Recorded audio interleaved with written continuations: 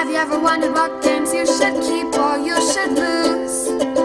Find out here at Purge Reviews. Furry Foodies is a rather popular little game. In this one, it has a cat motif on it about getting food. But really what it is an abstract game. You're going to be using it to push the tiles in certain directions in order to get those tiles and obtain them and able to score. The game is very tactical. There aren't a lot of long-term strategy in this game as the board will be constantly moving. If you're playing with more than 2 players, the board will move quite a bit before it's your turn. But with 2 players, it feels like you have a little bit more control about what is going on. The game is abstract. There's a theme, there's some artwork posted on this, but it means absolutely nothing.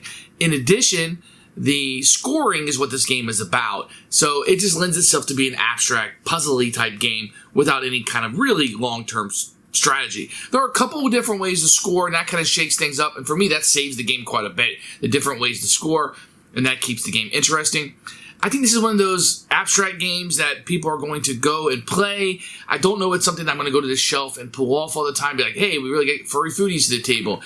And that hurts it for us. I think that isn't something that keeps pulling us back in. If you're like, hey, let's play a game, or if my daughter liked it, or somebody was willing to play it more and ask for it, I think I'd happily play the game. But it isn't something that's having me a drive to own it or bringing me joy, and I gotta have that on my shelf. It's rather forgettable in that aspect. With that said, very solid design, very good game. If you're into these type of lighter abstract strategy games that feel more like a puzzle, this is going to be very attractive to you. For us, it's not going to fit into our gaming needs. Here's Furry Foodies. I guess it's the cat edition. I don't know. The OP games. You're going to open up, you get a rule book, which we'll look at in a few minutes. And you're going to get kind of an insert here. You can put these. This is what the tiles are sitting. And the cats are super duper cute, as you can see. There are scoring references here. You're going to have a few different little cats that you're going to have in here. They're kind of played up to be adorable.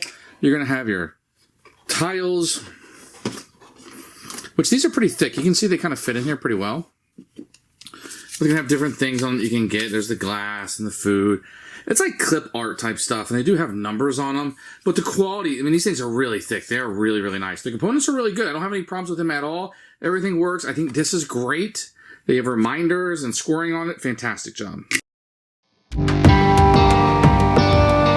Here's the rule book for Furry Foodies, the cat edition. You can have a bio on each cat if that's something that you want. You can have a picture of the components over there. Objective with setup corresponding to with a great full color picture. How to play. You can move twice, collect sets, and avoid the broken plays. That's pretty easy. You can see little helpers here to the right. What happens if you get stuck? Tells you about some special tiles, end of game, and how to score up. And if you want to play a team version, I guess, if you're really into that. And it tells you a scoring example in the back. Rulebook's actually really, really, really good. No problems whatsoever with this. So the game's going to end when you don't have any more tiles. You need to replace a tile you don't have anymore, and then you will score up. You can score them for set collection, like different ice creams, or you can do numbers that would be in sequence, like 4, 5, 6, 7.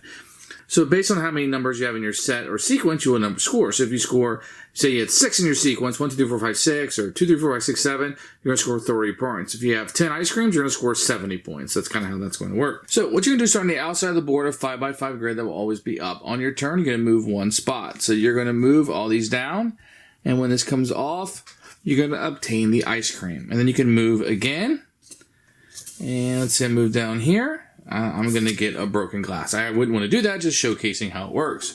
When you do so, then you refill the spots on the board off the top of the deck, and the next player would go. There's a few tiles of broken glasses. You'll be collecting these. These will be worth negative points. You do not want to obtain them. You have a wild, a cat sack instead of a doggy bag. That can be anything you want.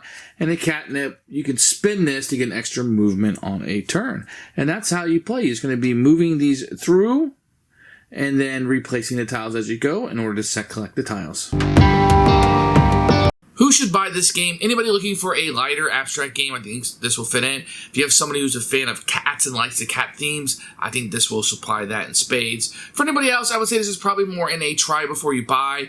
If this is in your wheelhouse, the type of game that you like, this will definitely fit that bill for you. For me, it wasn't something I kept coming back to. Purge for us.